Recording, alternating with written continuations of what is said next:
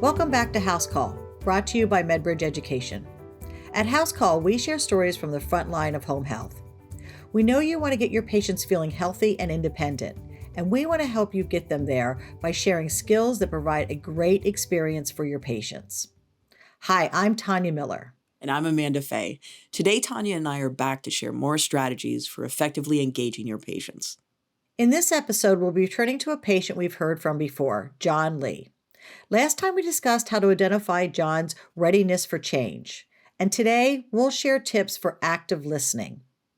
By actively listening, you can set the stage for more impactful conversations with your patients. It takes time, but if you use active listening to establish trust and understand your patient's story, you can better assist them in creating healthy changes for their life.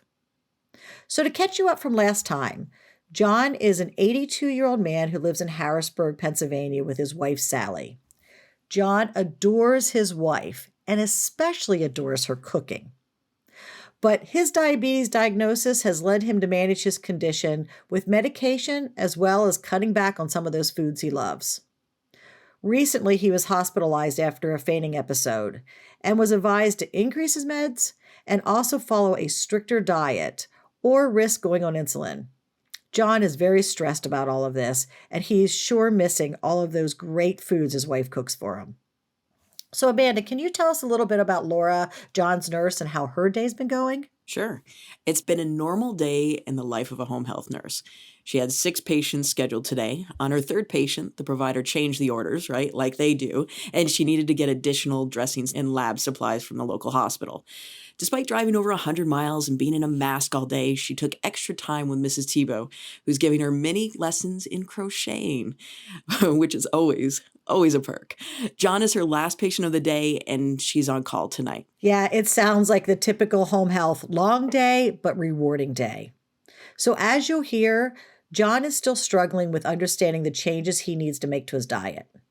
This can make it tough to engage him in that change. So let's hear how the conversation goes, and then Amanda, you and I can go back and discuss what went well and what didn't go so well.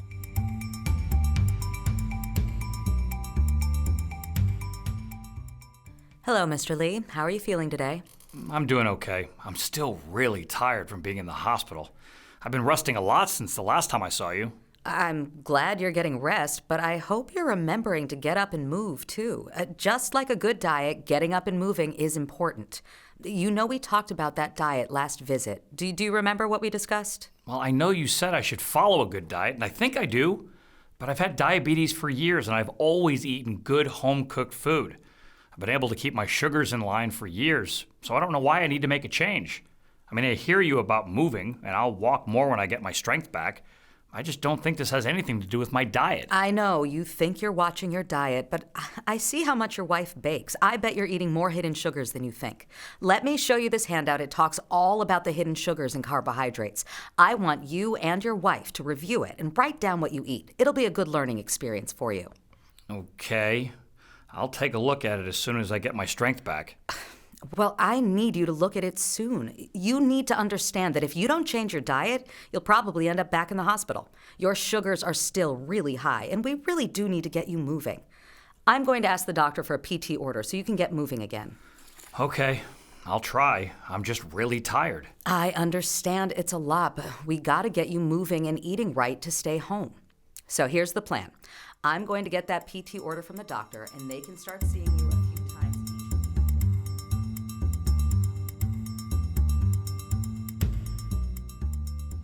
Oh, did you hear how she cut him off? Well, that's a great example of what active listening should not be.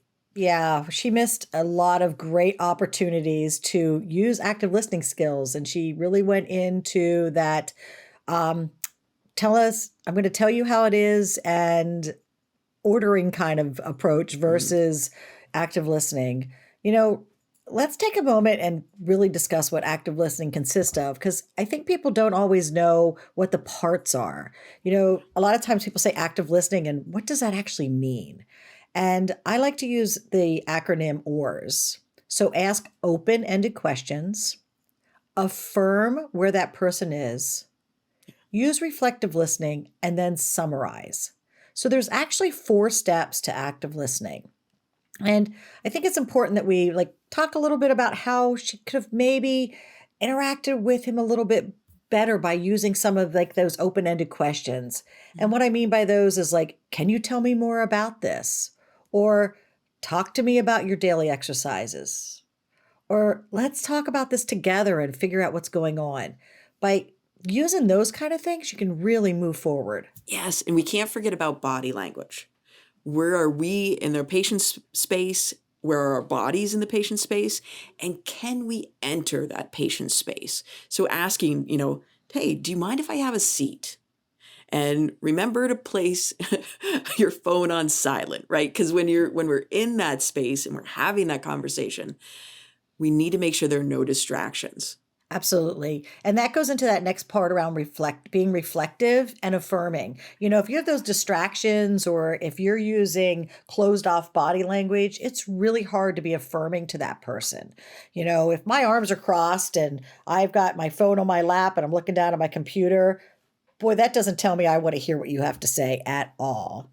It's so important to be affirming. And then once a person tells you this, you need to reflect on what they say and mirror it back to them. And this kind of feels awkward when you get started first with it, but the more you do it, it really is effective.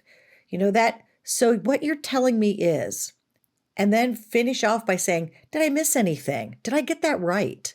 Give that person the chance to clarify what they told you, because it's amazing how we process things through our own bias and our own lens, and we hear what we want to hear. I can tell you many times in my life where I've heard what I wanted to hear. Absolutely. And that's where, as clinicians, we need to bring back in that mindfulness, because, right, our own biases and acknowledge that and let it go. And, with our active listening, are we there, or are we thinking about that we need to go get milk and cereal and pick up the kids? So being there in the moment, fully present, is so important.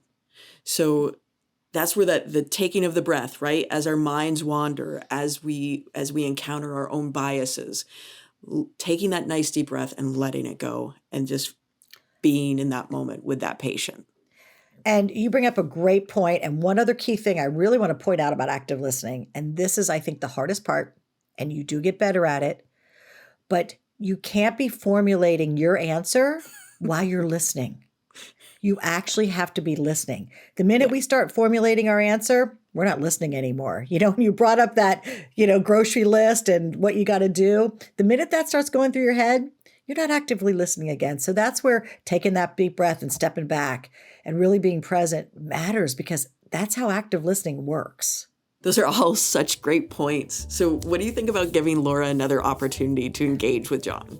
I think she's got a lot of potential to make this a lot better. All right, so let's hear another example of good active listening.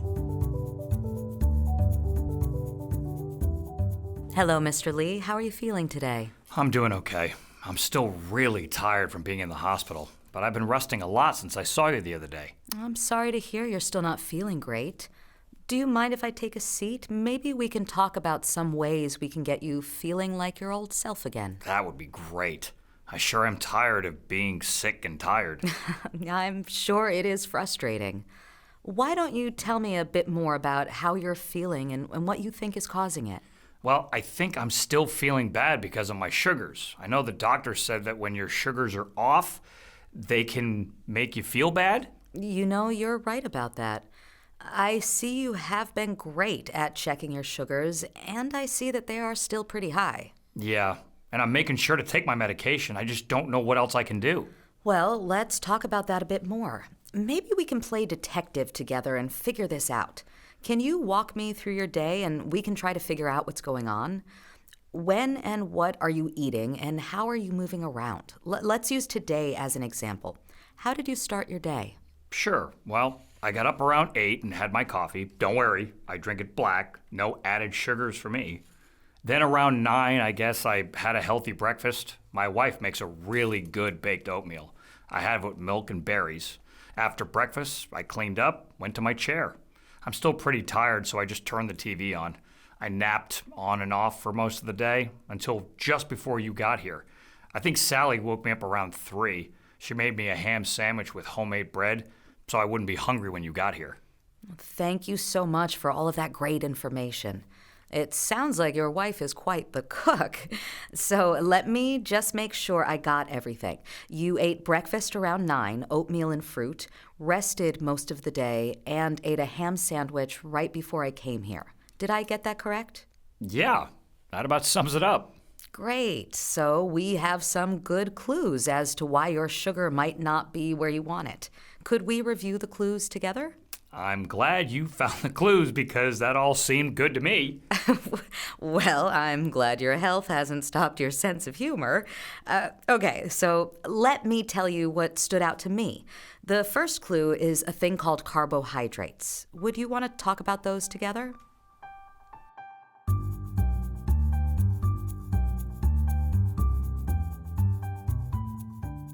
That was an excellent use of active listening. Did you hear how she asked him to tell his story in that example? Yeah, that was great. I really liked that she asked him about his day rather than telling him what he needed to do. And she reflected his answers back. Did you notice that? Making sure she understood, and she really did a nice job this time. Amanda, I totally agree. Asking those questions and actively listening is the key to getting patients to open up. And it really helps them express their current habits and begin reflecting on their own lifestyles.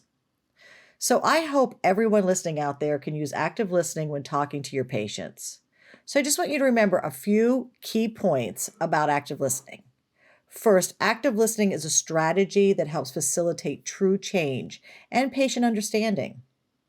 Secondly, it empowers the patient and it empowers you because it reduces those assumptions and it reduces misunderstandings. And most of all, active listening takes practice. The more you practice, the easier it is to incorporate active listening strategies into your day-to-day patient care. So with those key points, it's a wrap. So thanks for listening to House Call. And thanks for providing great care to your patients. We'll see you next time. House Call was brought to you by MedBridge Education. If you'd like to see if you can earn continued professional development credit for listening to this episode, log into your MedBridge account and navigate to the course where you'll find accreditation details. If applicable, complete the post-course assessment and survey to be eligible for credit. To hear more episodes, search for House Call in the MedBridge course catalog. Thanks again for listening.